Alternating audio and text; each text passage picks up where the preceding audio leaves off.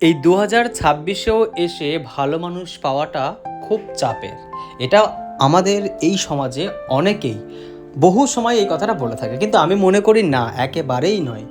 এই সময়েও দাঁড়িয়ে ভালো মানুষ পাওয়া যায়, কারণ এই ভালো মানুষ আছে বলেই এখনও পৃথিবীটা এতটা সুন্দর।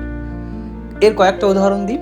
আমি বহু জায়গায় ঘুরি, সেখানে গিয়ে এমন এমন মানুষের সাথে পরিচয় হয়, তারা কিন্তু বাঙালি নয়, নন বেঙ্গলি। তারা কিন্তু বাঙালি কালচার, বাঙালি মানুষদের সম্পর্কে অতটুকু ধারণা নেই। আমিও সেই জায়গায় তাদের কাছে নতুন, তাদের সম্বন্ধেও আমার কোনো ধারণা থাকে না বা নেই।